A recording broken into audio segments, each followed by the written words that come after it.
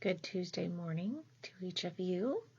I hope you are having a blessed week this week and enjoying the gorgeous sunshine. Our week last week was we had this glorious Easter that was sunny and gorgeous, and then a week of dreary rain. So I hope you're enjoying the beautiful sun that we are getting this week. This week I am having the blessing of getting to start Club 316 again with all of the COVID and health concerns. We have only been able to meet outside this year. So now that the weather's finally getting steady enough and warm enough, we are resuming Club 316 tomorrow, which is my group of 3rd to 5th graders who meets every Wednesday from 3 to 5. And one of the things I have missed the most, well, I've missed a lot. I love their inquisitiveness. It's been really hard this year because I really love their hugs. We can't do that. I love watching their little minds grow, but I really, really love their laughter. The joy and laughter that I get the opportunity to hear every week is remarkable. The youth and the way they laugh, the children and the way they laugh is such a blessing. And it also teaches me a lesson. So then it got me thinking, which then got me reading. So I'm going to share with you a little bit about laughter and how laughter can be so healthy for us. Something, actually, what really spurred this in my whole thought process. I saw a friend yesterday, and this amazing friend over the past several years has had more trials than most people, more trials than about 3 or 4 people combined. And this friend continues to endure these trials with just the most positive and amazing attitude. But this friend's laughter, I just close my eyes and hear her laugh, and it makes me smile. So I'm going to share with you a little bit about laughter. In the Bible, it mentions laughter quite often. It talks about a joyful spirit. It talks about joyful hearts. It talks about filling our mouths with laughter. And so there are many times that Jesus reminds us to be joyful. There are many times Jesus reminds us to laugh and share love and share joy. And then I read an article, and this article was in Psychology Today. It's written by Pamela Gerloff. For any of you who are in the psychology field, I don't know anything about this woman. I hope she is very credible. I just took for granted the fact that it was in Psychology Today. But through the course of her article, she talks about how children laugh so much more than adults laugh. And there's that quote that's, children laugh 300 to 500 times a day. I don't know if that's actually true. In the information I was reading, I don't know that that's ever been statistically proven or research proven.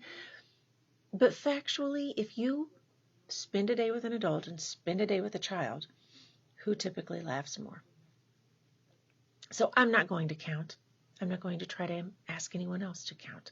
But what I am going to say is, just from experience, we all know children laugh more. Aubrey and her and the neighbor girl, they were out on the trampoline.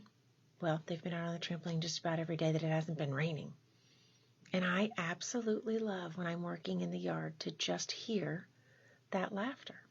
There is constant laughter that comes from children playing. And there is just no joy like it. And in this article, it says, laughter, pure laughter, changes us. It lightens us. It makes us feel more positive and optimistic, more hopeful and engaged. We are friendlier. We are more resourceful and radiantly alive.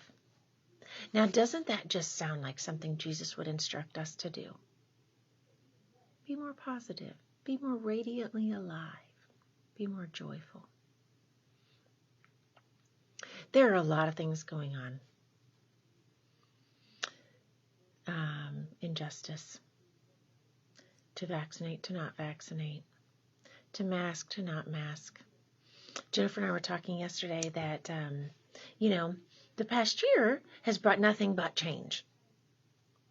And it almost seemed like, okay, it's spring. There's the opportunity of vaccinations. Numbers are going down. We can all take a deep breath and resume normalcy. And then we get the big step back of, oh, well, there are new strains, or there's this, there's that. There's always something. So I think we're just going to have to accept that. And not judge whether someone else does this or does that, or thinks like us or doesn't. Let's just find love and peace rather than exhaustion. So, the other thing I want to share with you is, how about this? What if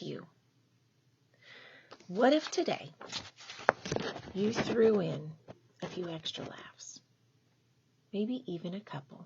Really long ones. Like that laughter you get when you're with your best friend and they start laughing and then you start laughing and then the laughter just continues to ping pong to the point where you don't even really know what you were laughing at initially.